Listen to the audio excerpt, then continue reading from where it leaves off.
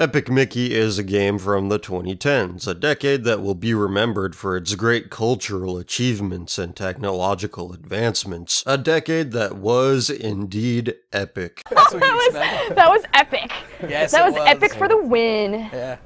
Epic. Mickey follows Mickey Mouse's Epic. quest to liberate the Middle East from Judeo-American imperialism. Along the way, Mickey gets indefinitely detained by the American government and finds out what advanced interrogation is all about. Gitmo is where all the bad people go, and only bad people oppose Israel's illegal occupation of Palestine. That's right, Mickey Mouse, the American government thinks you're a bad person. Time to get liberated. A unique visual style is the first thing that grabbed my attention. Epic. Mickey's levels look like a hybrid of a Disney World attraction and a Tim Burton movie. I like the cutscenes, which have an animation style that stands in contrast to the game's other visuals. Level appearance can be anything from apocalyptic hellscapes to vistas lifted straight from Tron. The levels look nice and they're rather large. My initial assumption about gameplay is that it would use an open world mechanic because of the big levels and a list of quests that grows when you get Mickey to do stuff. As the quests unveiled themselves, it seemed like it was just a to-do list, but you soon realize that a lot of these tasks overlap with other areas of the game. There are also multiple ways to complete many of the tasks, some ways more morally dubious than others. It's not open world in the traditional sense where you move seamlessly from one location to the next, but there are a bunch of branching paths and you will need to return to previously explored locations to advance the story. I was more motivated to progress through the story than I was to finish everything, but you can't say that Epic. Mickey has a shortage of things to do. There are a ton of quests and collectibles resulting from their completion. The choices you make throughout change the game's ending. How many times you'll play through it to see what changes you can make depends on how much you enjoyed it the first time through. Hey,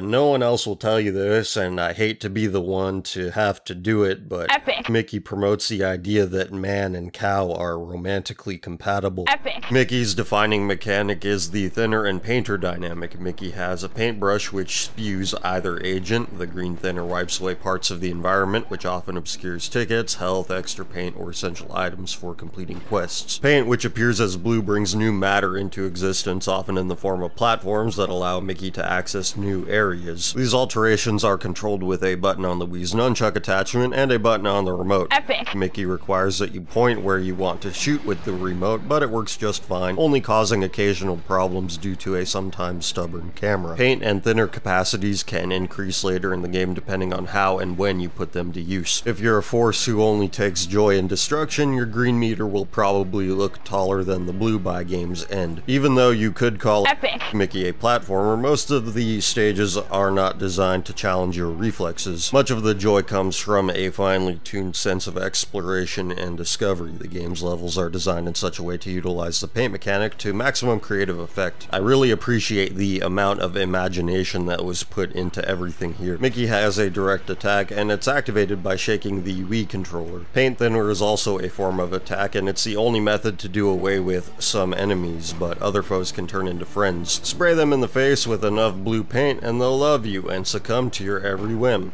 You know, just like real life. I am legally retarded, so whenever a game tries to deliver some semblance of a storyline or anything else that would try my intelligence, a loop of elevator music plays through my brain. However, without paying attention to Epic. Mickey's story in the slightest, I did notice some interesting subtext in this level which appears at a distance to be full of trash. It is trash, but a closer look reveals what kind of refuse litters the landscape. The mountain is full of discarded Mickey memorabilia. The moments Epic. Mickey spends here convey strong feelings of being forgotten and cast aside, stronger than inclusions of characters from other ignored Disney properties. I somehow became sympathetic to the plight of a fictional mouse. I understand that the game's world, called Wasteland, has a theme of forgotten characters, but a lot of the ones seen leading up to this location were ones I had no idea existed in the first place. 2010 wasn't much different for Mickey than present times. He's a relic that's basically ignored by the company that spawned him, but a symbol of the past that somehow remains globally familiar. All this imagery makes me question how the idea of this game was sold successfully to anyone at Disney. They are the most guilty of ignoring, if not outright despising, the foundations installed by Walt Disney himself, foundations upon which the company enjoys its multi-billion-dollar market capitalization. 2D sections give further tribute to Mickey's past, mostly borrowing scenery from famous Great Depression-era shorts produced by Walt Disney. On their own, these parts are very fun. If these levels had a higher degree of involvement and complexity, they could have been good enough for their very own game. Epic. Mickey seems to be a darker, edgier take on the famous mouse, but it's still aimed at a younger audience. It's a really good kids game for sure, one of the best I've played thanks to creative game mechanics, rewarding exploration, and a reasonably lengthy quest. It's a little edgier than the average kids game, but still, Mickey is not honoring Allah by crushing the occupying infidels in a glorious jihad. If Warren Spector took Mickey to the most extreme levels of edginess, this could have turned out to be my favorite game of all time.